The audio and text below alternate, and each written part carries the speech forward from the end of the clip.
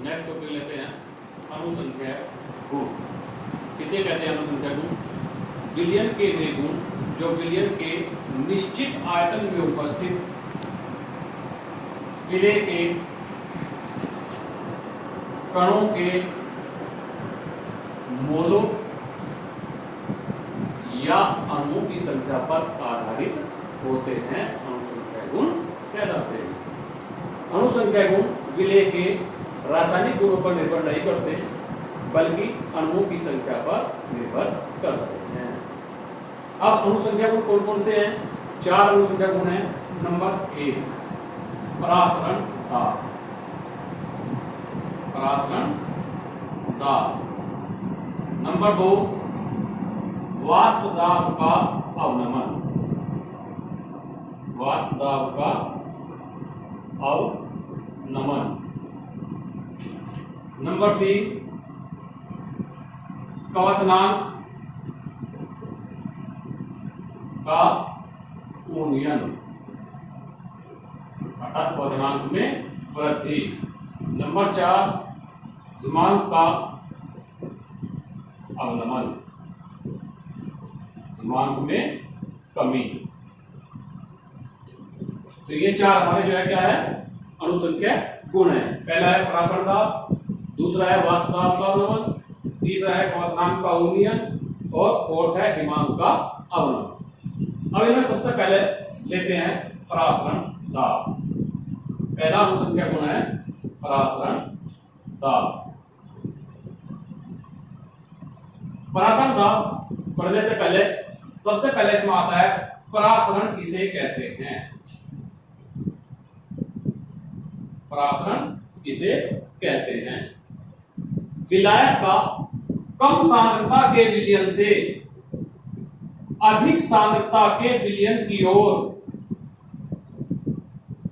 अर्धपारगम्य झिल्ली द्वारा प्राकृतिक प्रवाह परासरण कहलाता है। दूसरा आता है विसरण। विसरण किसे कहते हैं? विभिन्न सांद्रण वाले विलयनों को मिलाए जाने पर विलय तथा विलायक की वह प्रवृत्ति जिसके कारण विलयन की सांद्रता समान हो जाए विसरण कहलाती है। अब परासरण और विसरण में क्या अंतर है? पहला है परासरण। परासरण क्रिया में अर्धपारगम्य झिल्ली का होना आवश्यक है जबकि विसरण में अर्धपारगम्य झिल्ली का होना आवश्यक नहीं है। दूसरा अंतर, परासरण क्रिया में विलायक के कण केवल एक दिशा में विसरित होते हैं जबकि विसरण में विलय तथा विलायक दोनों के कण प्रत्येक दिशा में विसरित होते हैं। तीसरा अंतर, परासरण की क्रिया में विलायक के कण कम सांद्र विलयन से अधिक सांद्र विलयन की ओर जाते हैं जबकि विसरण की क्रिया में अधिक सांद्र विलयन से कम सांद्र विलयन की ओर आते हैं। फोर्थ नंबर, परासरण की क्रिया जो है केवल द्रव अवस्था में होती है जबकि विसरण के लिए द्रव अवस्था का होना आवश्यक नहीं है। अब आता है परासरण दाब। परासरण दाब किसे कहते हैं? इसकी जो है 2-3 परिभाषाएं हैं। पहली परिभाषा क्या है कि किसी विलयन या विलायक को अर्धपारगम्य झिल्ली द्वारा पृथक करके उसके परासरण को रोकने के लिए विलयन पर बाहर की ओर से लगाए गए कम से कम दाब को परासरण दाब कहते हैं।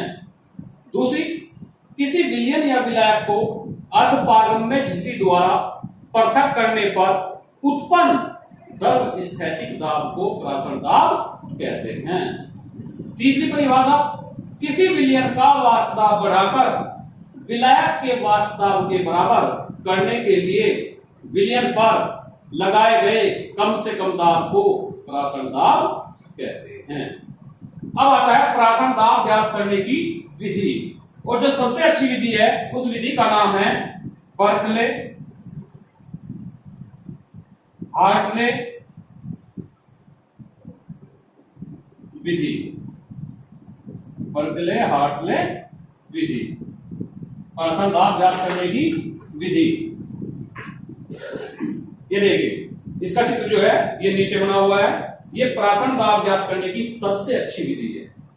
इस विधि में एक सरल पात्र में, ये जो है दिखाई दे रहा है आपको सरल पात्र, जिसमें जो है विद्युत इसके सरल पात्र के छिद्रों में विद्युत विधि द्वारा कॉपर फेरोसाइनाइड की अर्धपारगम्य झिल्ली का प्रयोग किया जाता है। ये जो डॉटेड लाइन के द्वारा दिखाई गई है ये क्या है, अर्धपारगम्य झिल्ली है कॉपर फेरोसाइनाइड की। इस सरल पात्र में जो है शुद्ध जल भर लिया जाता है और इस सरल पात्र को एक अन्य बेलनाकार पात्र में स्थिर कर दिया जाता है, फिट कर दिया जाता है। बेलनाकार पात्र में एक दामापी लगा होता है और एक पिस्टन लगा होता है और सरल पात्र में एक केशिका नली लगी होती है, जिसका जो है ये मान लिया P पॉइंट है, इसमें मान लिया यहां तक जो है जल भरा हुआ है, P पॉइंट तक जल भरा हुआ है। अब जिस विलयन का प्राशन दाब ज्ञात करना होता है उसको जो है इस बेलनाकार पात्र में भर लिया जाता है।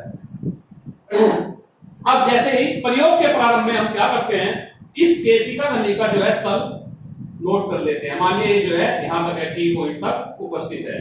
अब जैसे ही प्राशन की क्रिया होती है जल जो है धीरे धीरे विलयन में जाने लगता है, जिससे कि इस केशिका नली का तल जो है नीचे गिरने लगता है।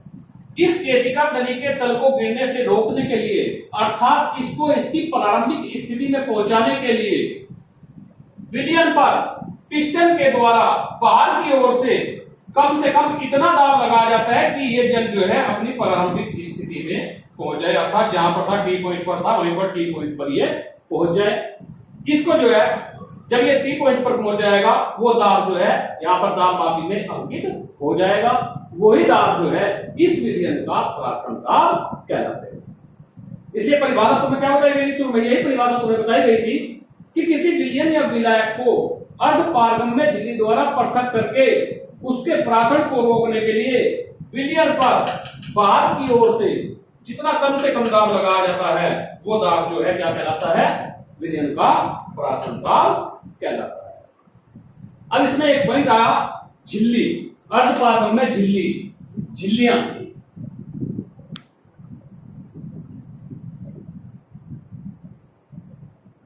झिल्लियां जो है तीन प्रकार की होती है।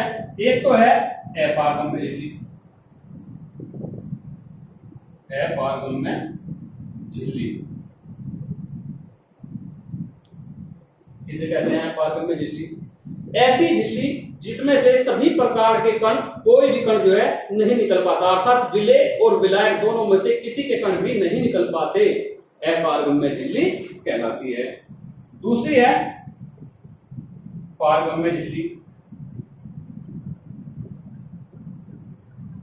पारगम्य झिल्ली।